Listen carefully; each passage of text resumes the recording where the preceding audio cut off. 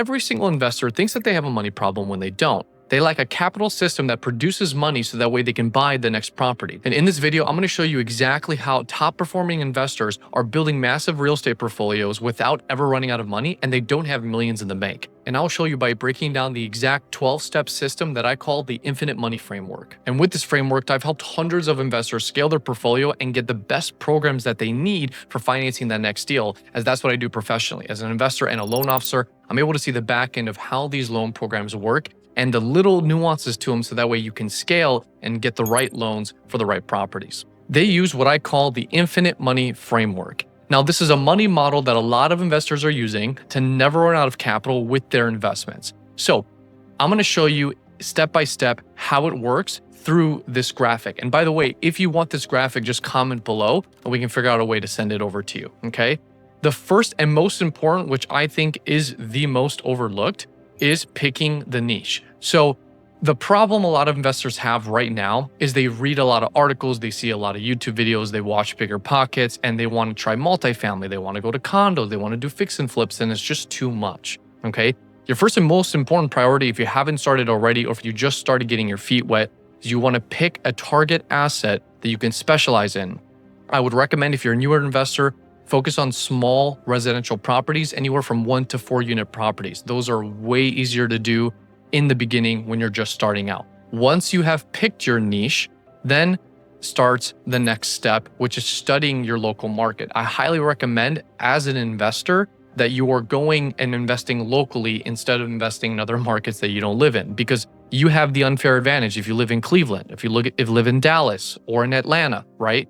You have the unfair advantage because you're born and raised there. You know things that a lot of out-of-state investors may not know about. So when you study your market, you know how to spot good deals, what they rent for, where demand is growing, what are they building in that area, things like that. Another bonus tip I want to add is talk to local cops and politicians. This gives you a sense of where things are going. So talk to your local alderman. They're going to know, hey, here's some money that's coming in, some funding that they're getting to rehabilitate an area, or whatever the case might be. Another website that I love to check out is hoodmaps.com. I'm not even kidding. There's literally a website called hoodmaps.com where it gives you like a sort of funny but real like breakdown of what's exactly happening in that city and like where is it maybe questionable or where it's in a good area to invest in. The next thing is define your value add criteria. So here's what I mean. You don't want to look for cosmetic fixes. You want to look for properties where improvements boost value or rents. So think about adding bedrooms, modernizing kitchens, fixing layout issues, right? Improving the floor plans. These are some of the best value adds. Lots of old landlords and sellers are lazy and they don't optimize for value. That's where the money is. You're going to deal with right now, at least in my market. There's a lot of immigrants that came and bought in the 60s, 70s, and 80s.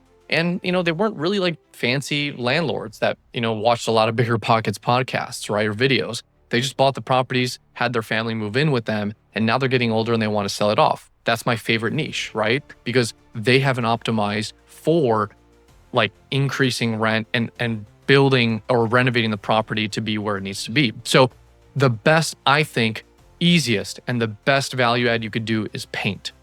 Do not underestimate what a good new fresh coat of paint could do to a property. The next thing, once you understand that what's like how to add value to a property, knowing what to look for, and this is why an investor-friendly realtor would help with this. But the next part is finding the actual deal. So after you kind of understand what the value add is required, now you have to find the deal. Now, most of the time, there's a big debate, like should you get financing first and then find the deal, or find the deal then get financing? I'm in the opinion of, for newer investors, understand your loan options. Talk to me first before you even hit this step 4. I guess I should have added it here as a quick tip, but talk to me so you understand what could you get approved for, whether it's a hard money loan or whether it's a standard, conventional owner occupied or even DSCR purchase, right? Once you understand what the financing looks like, you know how much you qualify for, then I, as a lender, can help you run those numbers, right? Looking at the rate, the monthly payment, the interest, so that way you could break it all down and see if the numbers make sense on the deal. So once you find the deal, you want to make sure, hey, does it have upside long-term, or is it cash flowing? What are your goals? So a lot of investors sometimes look at, I want to make money month to month. I want to make money in 5 years, whatever the case might be. In this market, guys, I'm telling you right now, you're probably not going to make a lot of money the first year, depending on the strategy. So give it some time. Then you want to get the right financing that matches what that strategy is. Okay. Are we doing a rehab loan? Are we doing just move-in ready? Right? We can help you with that step. So step 6 is the part that everybody keeps missing. And this is the biggest part where you're going to lose a lot of money and time. It's the renovation phase. You want to renovate strategically. I see so many guys wasting a lot of money on properties and projects that they don't need to spend money on, right? Doing what they call value adds that aren't really value adds. So you want to stick to what adds value. Here's a simple framework that I use. I want to look at, can I add bedrooms? Can I add bathrooms? Can I add a washer and dryer? Can I improve the floor plan? And repainting the interior exterior, I will almost always do that. Okay. Again, you will not believe how much a good paint job will improve a property. Okay. That's what I call something that takes 20% of the effort, but it yields 80% of the results. Small work, a big result. That's what you want. Tearing down walls, okay, completely changing floor plans. That's a lot of work that might not do 80% or 90% of the value. That's only going to maybe increase it by a very tiny amount.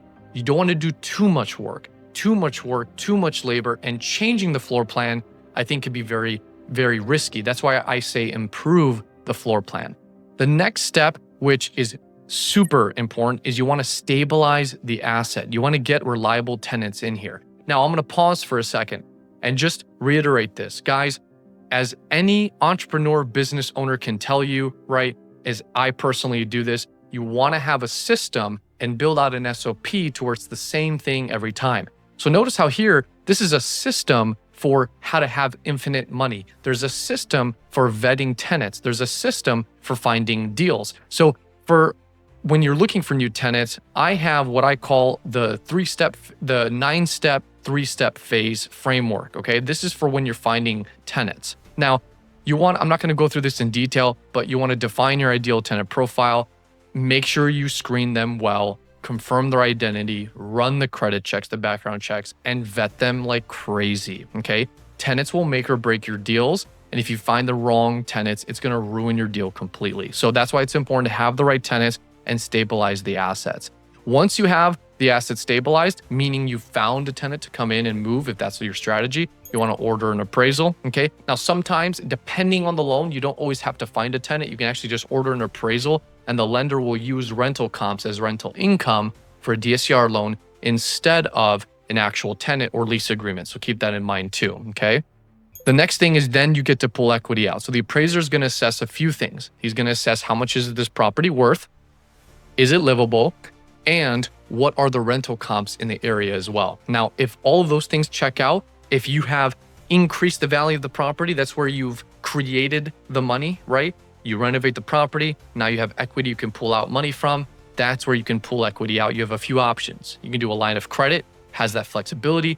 You can do a no appraisal DSCR loan, which just came out, or you can just do a standard standard DSCR loan. And you can take up to 80% LTV or 70 to 75% CLTV with a HELOC. A lot of details there. If you have any questions, just reach out and we can help you with that part. But this is where you get to pull out equity. That's how people never really run out of money, is because they increase the property value and then take that cash out. Okay. Once you take that equity, you can try and buy another property in cash flow or cash flow on this one that you have now, whatever the case might be down the line. And then step 11 is you buy the next value add deal. Notice how I'm saying value add deals. We're almost avoiding completely turnkey properties. We don't ever want to buy turnkey properties, at least in my opinion, because there's no potential for spread, right? There's no potential for you to do what we call forced appreciation and increase the value of that property. And that's how you stay ahead. And then guys, last step, that's step 12, you repeat the process. Notice how this is a loop.